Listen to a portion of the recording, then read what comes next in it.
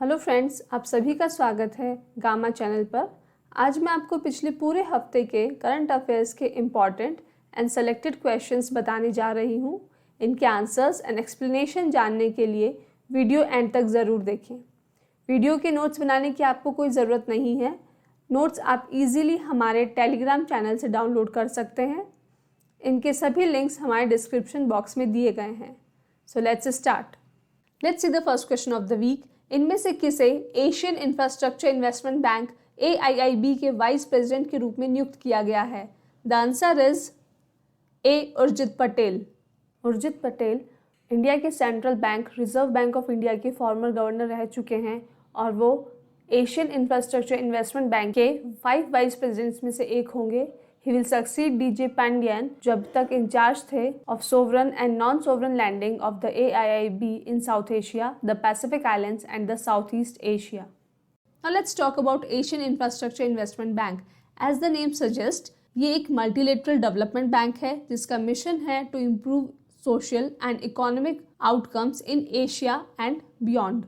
ये bank open हुआ है recently in January 2016 and इसके 104 members हैं worldwide. This bank has received the highest credit ratings from the 3 biggest rating agencies in the world. Can you please tell me the name of these 3 biggest rating agencies in the comment box? I've told you earlier as well. So because of these ratings, this bank has become so big that it has become a potential rival to the World Bank and IMF. इस bank के headquarters हैं Beijing में और इसके president है जिल लिक्विन, who is the former Chinese Vice Minister for Finance. आप देख रहे होंगे इस बैंक का चाइनीज कनेक्शन। इस बैंक की स्थापना के पीछे चाइना का ही हाथ है।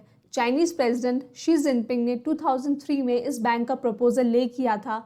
नेक्स्ट क्वेश्चन, इनमें से किस राज्य या यूनियन टेरिटरी में डिफेंस मिनिस्टर राजनाथ सिंह ने Kalpana Chawla centre for research का इनॉग्रेशन किया है? The answer is D, Chandigarh. Union minister Rajnath Singh ji ने चंडीगढ़ यूनिवर्सिटी में Kalpana Chawla centre for research in space and science technology का इनॉग्रेशन किया और साथ ही डिफेंस स्कॉलरशिप स्कीम भी इनिशिएट करी। This is for the children of defence personnel of the 3 services, that is army, naval and air services. Kalpana Chawla का जन्म हुआ था हरियाणा के करनाल जिले में, तो that is the reason Haryana की कैपिटल चंडीगढ़ में उनके नाम से ये सेंटर स्टार्ट किया गया है। Kalpana Chawla, she became the first Indian born woman to go to space. 1997 में वो पहली बार स्पेस शटल कोलंबिया में as a mission specialist and primary robotic arm operator के रूप में स्पेस में गई थी। That was a successful mission. इसी मिशन का जो सेकंड फ्लाइट थी दैट वाज ऑन STS-107। ये फ्लाइट जब अर्थ के एटमॉस्फेयर में री एंटर कर रही थी from space, there was a disaster, there was an accident और इस स्पेस शटल में जो 7 क्रू मेंबर्स थे all of them died including miss Kalpana Chawla. Kalpana Chawla has been a very inspiring figure in India and there are theories जो कहती हैं कि they knew कि ये लोग कभी वापस नहीं आएंगे। इट्स अनबिलीवेबल कि कोई इंसान ऐसे जा सकता है एक्सेप्ट करते हुए कि वो कभी वापस नहीं आएगा। नेक्स्ट क्वेश्चन, इनमें से कौन सा भारतीय राज्य लुसुंग नामसुंग फेस्टिवल मनाता है? The answer is C, Sikkim. आपको याद होगा लास्ट वीडियो में हमने तिब्बतन न्यू ईयर की बात की थी जिसका नाम था लोसर। लुसुंग भी उसी प्रकार एक सिक्किमीज न्यू ईयर है जिसे सिक्किम की भूटिया ट्राइब हर साल दिसंबर मंथ में सेलिब्रेट करते हैं। इस फेस्टिवल को सेलिब्रेट किया जाता है on the 18th day of the 10th month of the Tibetan lunar calendar and the reason behind celebration is the harvest season. इस फेस्टिवल के भी जो ट्रेडिशंस हैं, रिचुअल्स हैं, they have been adapted from the Tibetan new year that is Losar. Losoong festival को ही सोनम लुसुंग के नाम से सिक्किमीज भूटिया ट्राइब सेलिब्रेट करती है और नामसुंग नाम से लेप्चा ट्राइब सेलिब्रेट करती है। इस फेस्टिवल को इंडिया के अलावा नेपाल एंड भूटान में भी सेलिब्रेट किया जाता है। डियर स्टूडेंट्स, अगर सभी एग्जाम रिलेटेड कंटेंट आप एक ही चैनल पर चाहते हो तो अभी इस चैनल को सब्सक्राइब करें और बेल आइकन को प्रेस करें। और अगर एग्जाम प्रेप को आप हाई लेवल पर ले जाना चाहते हैं तो डिस्क्रिप्शन में आपको ऐप और टेलीग्राम चैनल का लिंक मिल जाएगा। नेक्स्ट क्वेश्चन, इनमें से किसे all women match official team का ब्रांड एम्बेसडर अपॉइंट किया गया है? The answer is A, Jhulan Goswami. Retired cricketers ने एक प्रोफेशनल क्रिकेट लीग स्टार्ट की है जिसका नाम है लीजेंड्स लीग क्रिकेट। इसकी 3 टीम है। फर्स्ट इज इंडियन महाराजास जिसमें इंडिया के फॉर्मर क्रिकेट स्टार्स होंगे। सेकंड इज़ एशिया लायंस, जिसमें क्रिकेटर्स होंगे from countries like Pakistan, Afghanistan and Sri Lanka. Third is world giants, जिसमें एशिया के बाहर की कंट्रीज़ के क्रिकेटर्स होंगे।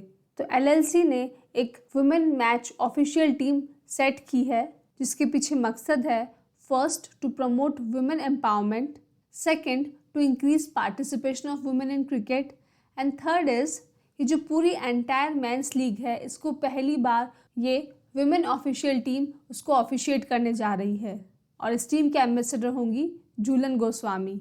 नेक्स्ट क्वेश्चन, इनमें से किस तारीख को प्रधानमंत्री मोदी जी ने वीर बाल दिवस के रूप में घोषित किया है? द आंसर इज B 26 दिसंबर। अब तक आपने बाल दिवस सुना होगा, जो कि हम 14 नवंबर को मनाते हैं भारत के पहले प्रधानमंत्री जवाहरलाल नेहरू की याद में। 9 जनवरी प्रकाश पूरब ऑफ श्री गुरु गोविंद सिंह के उत्सव पर मोदी जी ने उनके 4 बेटे और यू कैन से 4 साहबजादे, जिन्होंने 17वीं सेंचुरी में शहादत हासिल की थी, उनकी याद में यह दिवस मनाना तय किया है। नेक्स्ट क्वेश्चन, इनमें से किस तारीख को नॉन रेजिडेंट इंडियन डे और प्रवासी भारतीय दिवस मनाया जाता है? The answer is C 9 January. Non resident Indian और प्रवासी का मतलब है वो भारतीय जो भारत देश से बाहर रह रहे हैं, दूसरी कंट्रीज़ में रह रहे हैं, विदेशों में रह रहे हैं, पर आज भी डेडिकेटेड है फॉर देयर कंट्री और हर तरह से अपनी कंट्री के डेवलपमेंट में सहयोग करते हैं। इसी रिलेशनशिप को स्ट्रेंथन करने के लिए गवर्नमेंट ऑफ इंडिया हर साल प्रवासी भारतीय दिवस मनाती थी अब तक 2003 तक, बट 2015 से हर 2 साल में यह दिवस मनाया जाता है। इस दिन थीम बेस्ड प्रवासी भारतीय दिवस कॉन्फ्रेंसेस होती है, जिसमें ओवरसीज डायस्पोरा मतलब जो प्रवासी भारतीय हैं वो लोग पार्टिसिपेट करते हैं। Experts, policy makers and other stakeholders they also participate in the event. इस इवेंट को स्पॉन्सर करता है ministry of external affairs of government of India, federation of Indian chambers of commerce and industry FICCI, confederation of Indian industries and the ministry of development of north eastern reason.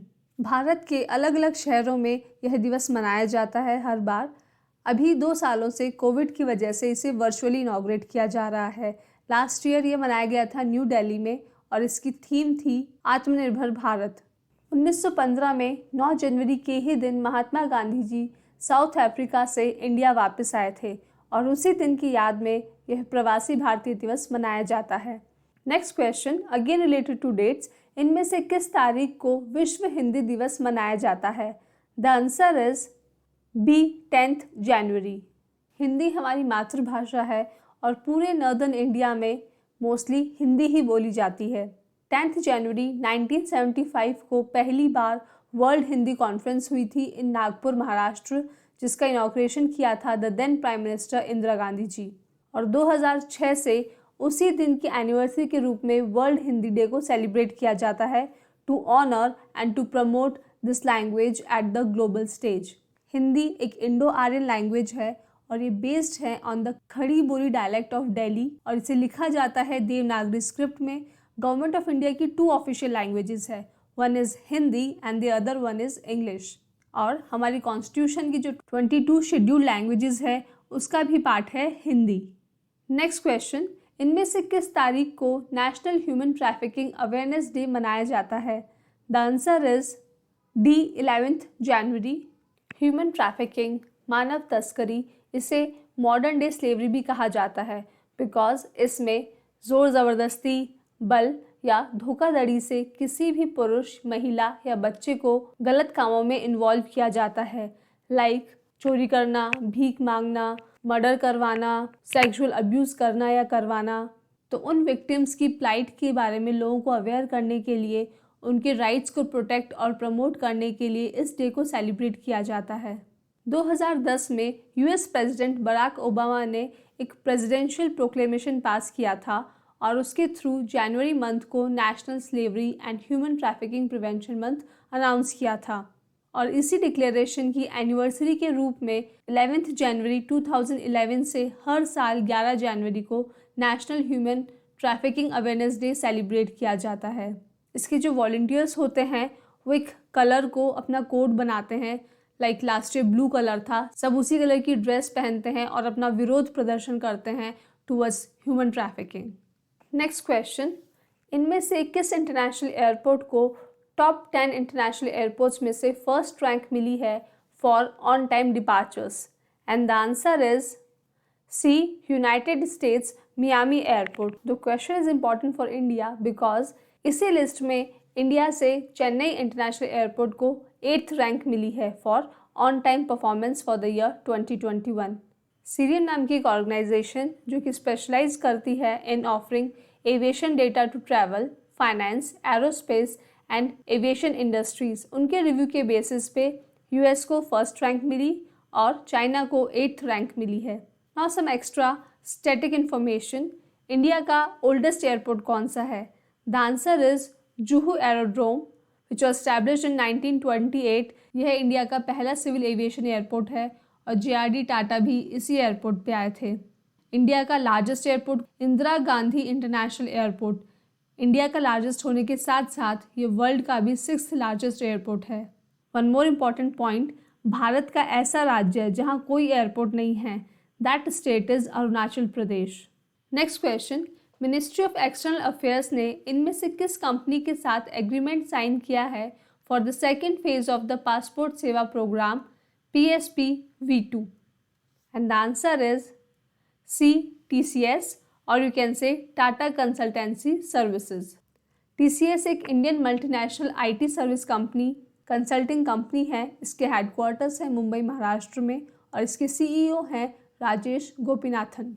Passport Seva programme phase 2 के through chip enabled ई-पासपोर्ट्स launch होने वाले हैं जो कि data security को increase करेंगे and they will ensure the next level of customer experience with the use of biometrics, artificial intelligence, advance data analytics and auto response.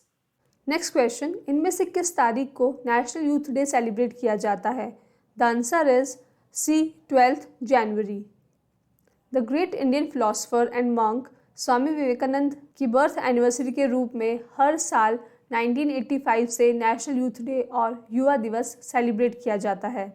Swami Vivekananda का नाम आप सभी ने सुना होगा, आप में से बहुत लोगों के वो आइडल भी होंगे।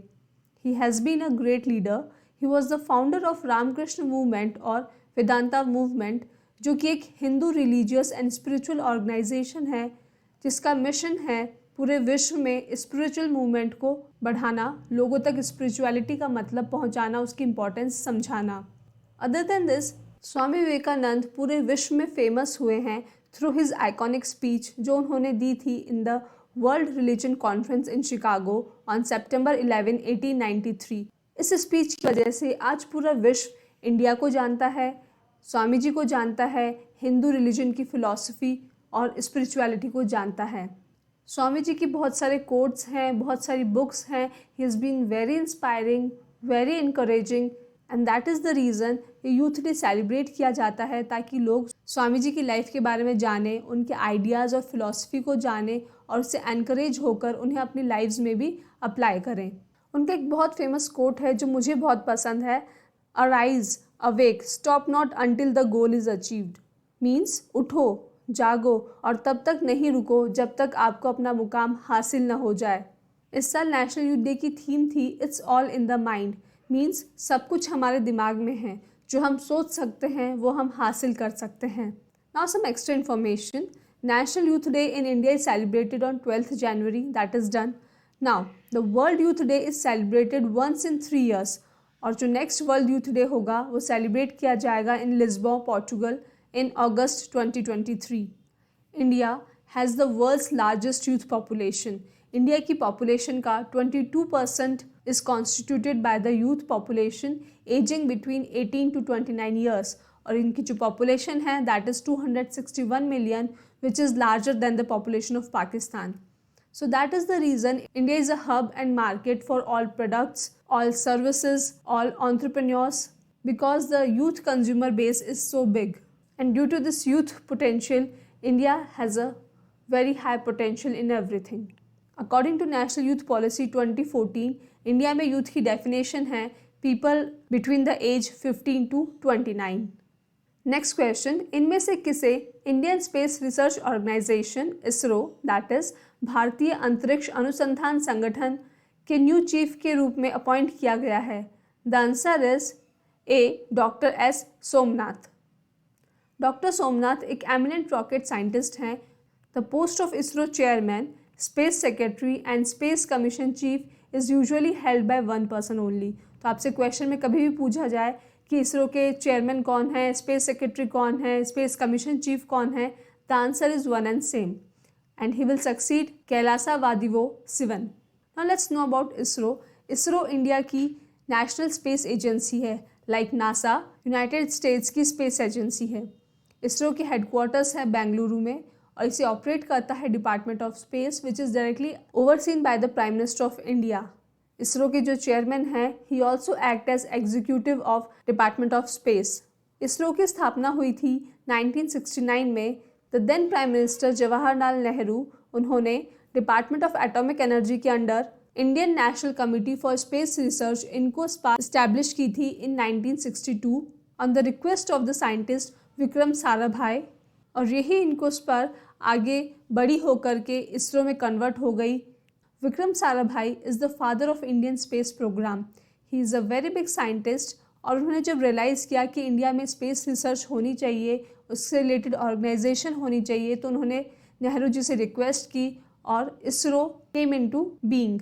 विक्रम साराभाई के नाम से एक स्पेस सेंटर भी है इन त्रिवेंद्रम और इनके नाम से स्पेस एंड रिसर्च में अवार्ड्स भी दिए जाते हैं। नेक्स्ट क्वेश्चन, इनमें से किसे इंटरनेशनल मॉनेटरी फंड IMF और यू कैन से अंतर्राष्ट्रीय मुद्रा कोष के न्यू चीफ इकोनॉमिस्ट के रूप में नियुक्त किया गया है? The answer is D Pierre Olivier Gourinchas. Pierre Olivier Gourinchas एक फ्रेंच बॉर्न इकोनॉमिस्ट हैं and will succeed Gita Gopinath, जो कि पहली महिला रही हैं to serve as the IMF chief economist.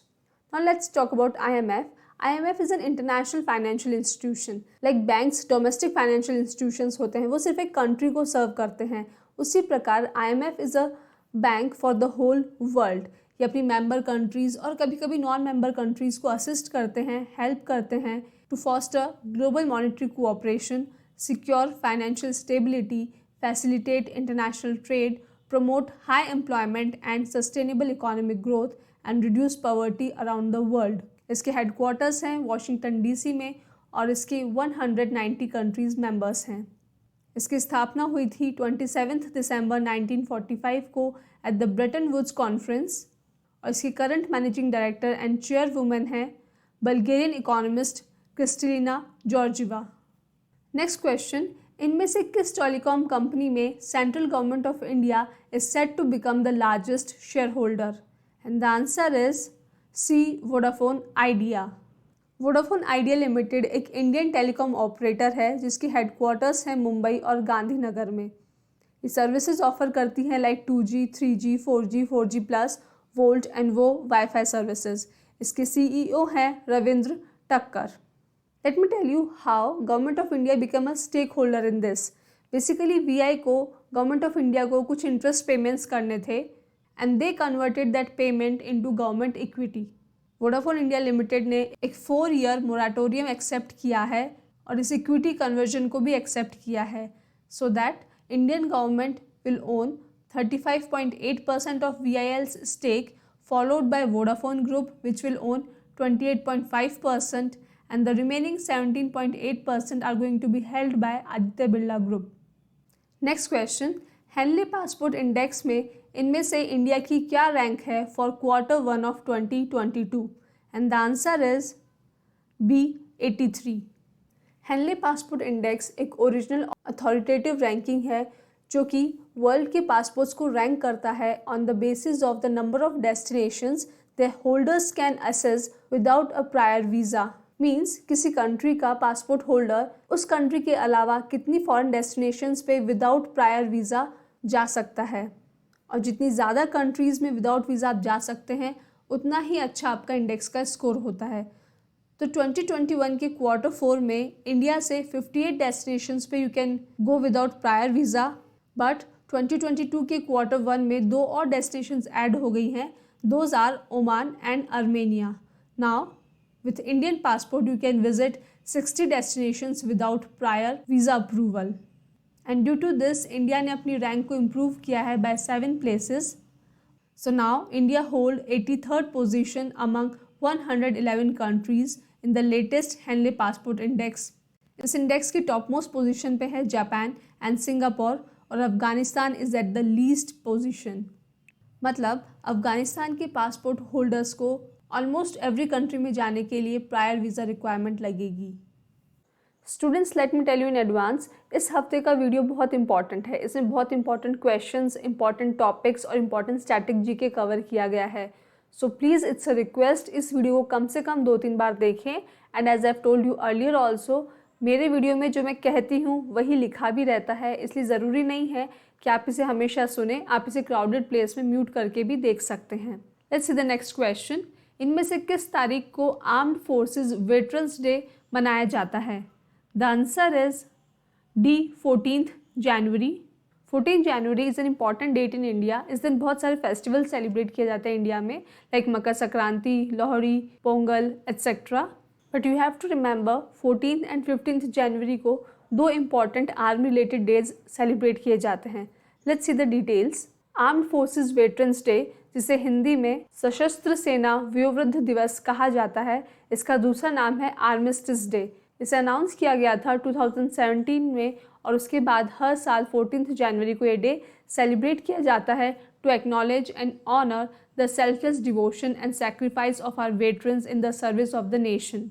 Bharat के पहले commander in chief field marshal KM Cariappa Indian arm forces से रिटायर हुए थे ऑन 14th January 1953 को, और उसी दिन को रिकॉग्नाइज करके as a mark of respect armed forces veterans day celebrate किया जाता है.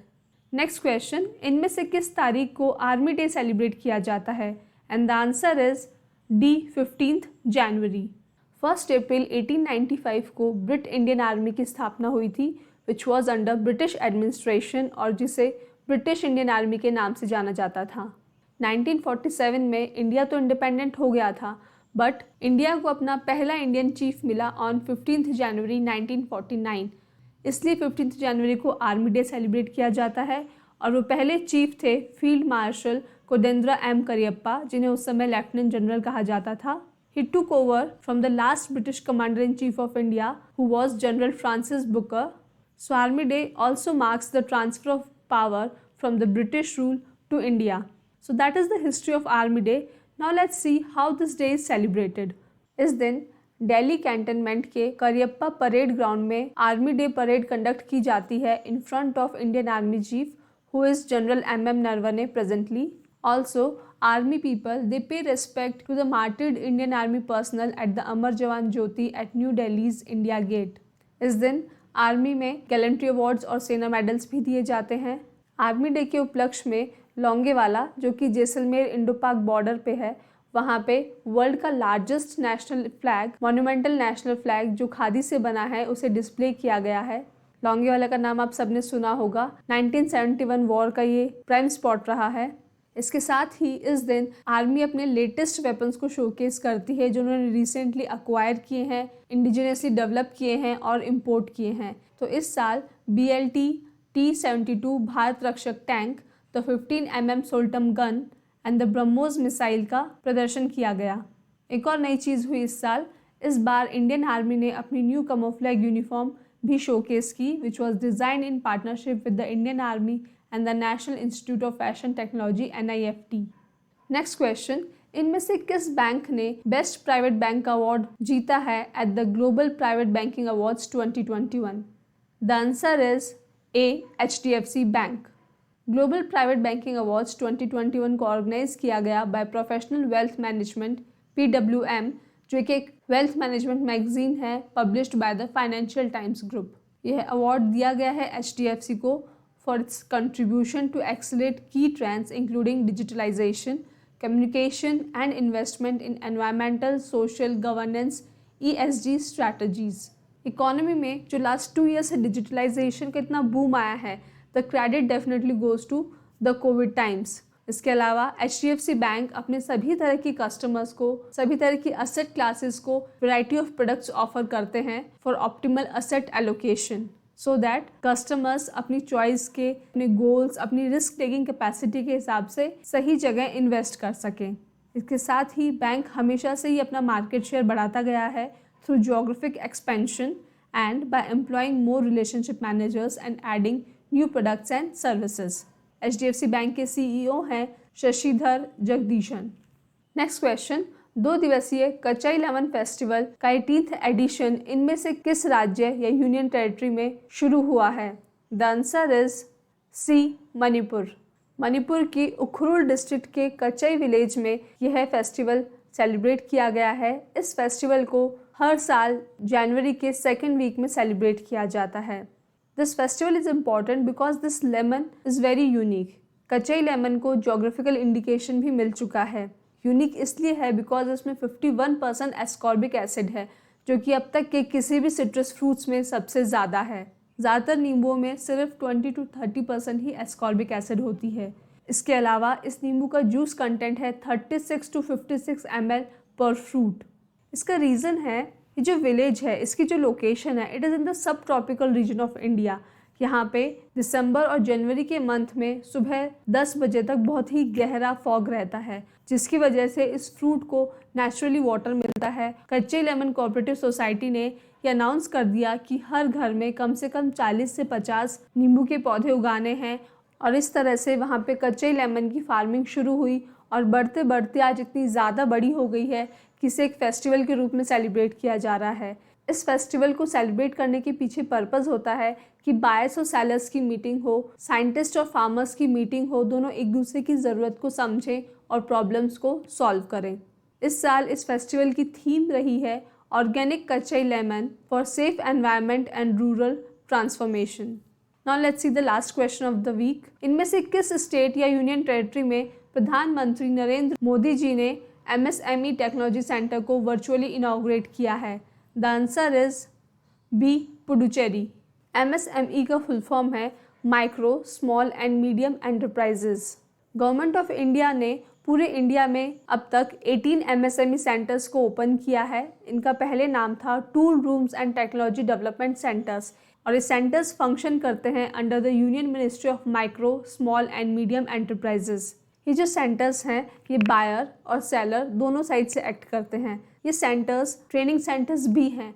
ये वर्कर्स को स्किल्स सिखाते हैं ताकि वो एम्प्लॉयमेंट ले सकें, और साथ ही ये MSMEs को भी हेल्प करते हैं उनकी ग्रोथ में, उनको फाइनेंशियली, टेक्निकली, ताकि वो बढ़ सकें और ज़्यादा से ज़्यादा एम्प्लॉयमेंट दे सकें। तो ये सेंटर्स स्किल्ड वर्कर्स भी सप्लाई करते हैं और उनके लिए जॉब भी क्रिएट करते हैं। और MSMEs में ज़्यादातर manufacturing and service sector industries आती हैं, जैसे कि training and educational institutes, small manufacturing units like leather products, perfumes, beauty parlours etcetera. Puducherry का जो सेंटर है, इसे बिल्ड किया गया है with the focus on electronic system design and manufacturing sector, और ये बूस्ट करेगा स्किल डेवलपमेंट को और वहाँ के यूथ में एंटरप्रेन्योरियल स्पिरिट को इनकलकेट करेगा। इन सभी MSMEs को MSME development institute Bangalore assist करता है financially as well as technically through skill upgradation and training programmes. So students, that is the end. अगर आपको वीडियो पसंद आए तो लाइक एंड शेयर ज़रूर कीजिएगा। Thank you for watching. तो दोस्तों, अगर आप चाहते हो कि ऐसा ही क्वालिटी कंटेंट आपको मिलता रहे जो हेल्प करे आपको आपकी एग्ज़ाम प्रेप में, तो सर्कल में जो गामा का लोगो दिख रहा है उसको क्लिक करें और चैनल को सब्सक्राइब करें। Thank you.